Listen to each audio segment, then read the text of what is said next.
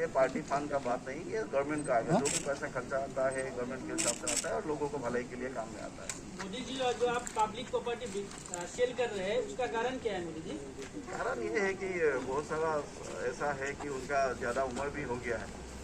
हमने सोचा इस चीज़ को क्यों ना कम कर दिया जाए, नया कुछ शुरू किया जाए। और जो चीज़ आपका भी तो 72 इयर्स हो गया, तो आप अभी कुछ छोड़ दीजिए। नहीं, अगर विकास नहीं कर सके तो 72 इयर्स में आप कुछ लेके क्या करोगे? बहन जी, आप जो बोल रहे हैं ये बात बिल्कुल सही है, लेकिन 130 करोड़ जनता को कौन समझाए? अगर हमको इतना वो लाइक करते हैं, समझते हैं, प्यार करते हैं, उसका जवाब हमको क्या करें? प्राइम मिनिस्टर बन के ही तो देना पड़ेगा। सर वो आपको लाइक नहीं करते हैं, वो आपके पेट से करते हैं। चलिए, क्योंकि आपको अगर पेट से हटा दिए तो फिर और कोई आ जाएगा वो जिससे आपसे ज्यादा भुक्कर होगा।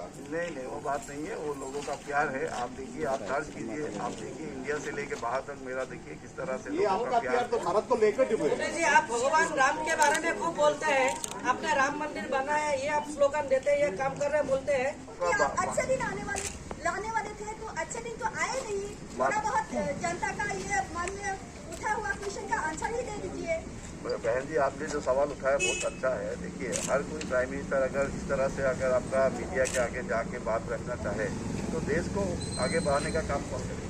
लेकिन आपको इतना कैमरा का इतना क्यों शौक नहीं है ना, कहाँ है? मुझे तो दिखता ही नहीं है कैमरा। मेरे आगे पीछे तो होता ही नहीं है। कहाँ होता है कैमरा? सामने मेरा आता नहीं है। मैं तो भैया साधु आदमी हूँ, दिन में काम करता, रात को वकील जैसा रहता हूँ।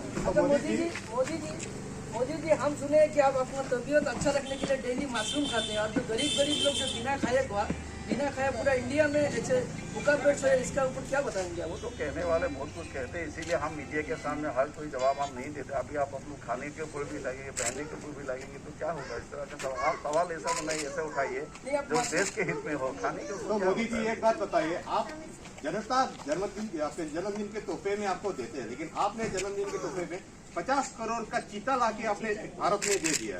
ये किस तरह का जन्मदिन का तोहफा हो गया? इस तरह का तोहफा आपको कभी दिया है किसी ने? इसने एकदम भारत के हित में हो, भारत का हित में नहीं है क्या? सीता कहाँ? सीता का तो खत्म हो गया, भारत में नहीं है, वंश नहीं है। भारत का है ही नहीं तो फिर नहीं है तो हम लोग ला रहे हैं ना यहाँ पे। चाहिए ना, हम लोग का विकास कीजिए। हम लोग जो ये भी तो एक किसान है उनको आप ठीक से भरण पोषण दीजिए। 15 लाख रुपया अभी हम सोच रहे हैं कि हम सबको अभी सबका अकाउंट में 15 लाख रुपया देने वाले हैं। मोदी जी युवा को नौकरी कब मिलेगा?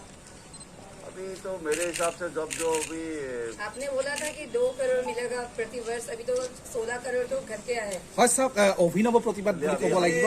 তৃণমূল কংগ্ৰেছৰ যি ৰাজ্যিক মুখ্য কাৰ্যালয় আছে, এই তৃণমূল কংগ্ৰেছৰ ৰাজ্যিক মুখ্য কাৰ্যালয়ত এইদৰে তৃণমূল কংগ্ৰেছৰ যিসকল কৰ্মী আছে, তেওঁলোকৰ নেতা আছে, সকলোৱে লৈছে। হাত আৰু মুখত ক'লা কাপোৰ বান্ধি তেওঁলোকে প্ৰতিবাদী কাৰ্যসূচী নৰেন্দ্ৰ মোদীৰ পক্ষে যি জন্মদিন कालाधन जारी है, बहुत जल्द आने वाला है। जैसे पैसा आएगा आपके सबका अकाउंट में चला जाएगा। নৰেন্দ্ৰ মোদী ডাঙৰীয়ালৈ কৰিছে তৃণমূল কংগ্ৰেছৰ কৰ্মীসকলে। তৃণমূল কংগ্ৰেছৰ অসমৰ সভাপতি ৰিপুণ বৰা তেখেতেও নিজৰ মুখত ক'লা কাপোৰ বান্ধি থৈছে, হাতত ক'লা কাপোৰ বান্ধি থৈছে। অৰ্থাৎ প্ৰতীকীভাৱে ভাৰতৰ অসমৰ জনতাৰ সৰ্বসাধাৰণ মুখ আৰু এই কথাখিনি